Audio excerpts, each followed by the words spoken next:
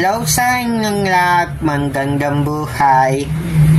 Ngayon po, magbabasa tayo ng ating post sa Facebook regarding ito sa Philippine history. Opo, kaysaysayan ng Pilipinas. Bakit ko po siya pinost? Kasi nung time na yung hindi ko maintindihan kung saan ba kabilang ang Philippine history o kaysaysayan ng Pilipinas po. Kung sa Filipino subject ba o sa alalim panglipunan. So, today's video po, babasahin natin itong pinost ko. Pinost ko sa noong September 9, 2022 kung saan nagsisimula pa lang ako as a mailik sa history, you know. So, okay, let's start. Good morning po. Saan ba kabilang ang Philippine history po sa Filipino subject o alalim panglipunan? Hindi ko alam kasi kung saan sa kabilang. Please comment na lang po kayo kung saan kabilang ang Philippine history natin po. Maraming salamat and have a nice day. Okay. So, meron nga akong dalawang notebook dito. Notebook. Tapos, meron ako ditong libro. Nabili ko lang siya online. Sa Shopee. Okay. So, sa Pilipino muna tayo. Yung laman ng Pilipino ko is patungkol sa bayani, sa pangyayari sa ating kaysaysayan ng Pilipinas. Nang tito yung anibersaryo ng pagkamartil ng Gumbusa.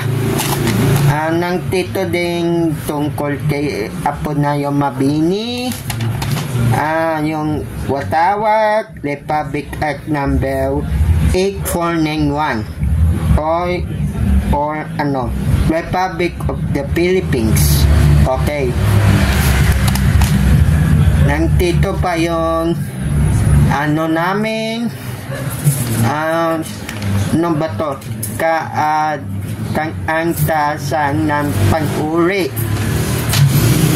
Maikling kwento. Yan, madami yan.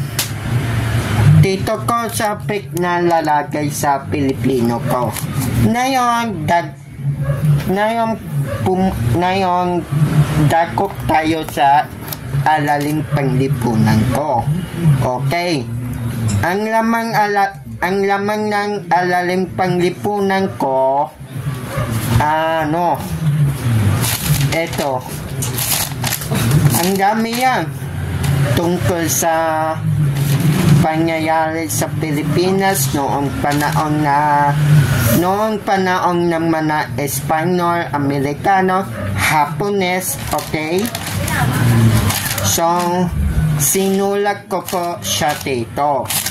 And then, noong 2022 din, gumawa ako ng parang,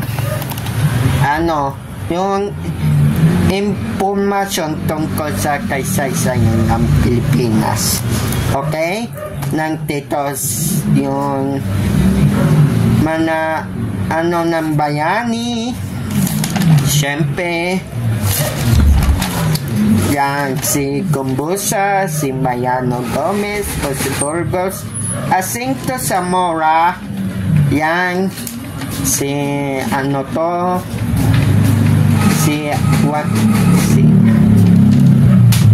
ayan, Emilio Aguinaldo, yung pangyayari sa Telos Convention, yung mga general noong panahon ng Amerikano. Basta madami po. Okay? Masasabi ko lang sa aking dating post ko, ito na yung kasagutan doon sa post ko sa Facebook noon September 9, 2022. Okay? So, masasabi ko lang,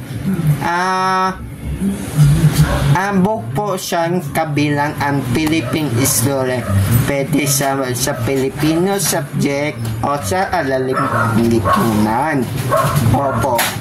Kaya gumawa ako ng video explanation ko sa YouTube channel ko kasi bilang isang kabataan, yung generation namin na yon, Gen Z o Generation Z talaga, yung panahon namin is wala na silang pake sa kaysaysayan ng Pilipinas. So, sumagi talaga sa utak ko yon at ginawa ko siya. Okay, hanggang ngayon, patuloy ko pa din yun. Pero, nag-a-upload na ako naman ng video explanations ko sa YouTube channel ko. Kung hindi ka pa nakasubscribe sa YouTube channel ko, click nyo lang tong link ko dito. Ayan po. General James YouTube channel po. Okay? Para ma-update kayo kung anong nangyari doon. Para may kaalaman kayo tungkol sa kaysaysayan ng Pilipinas. Okay? Yung lang po. Maraming salamat sa pakikinig.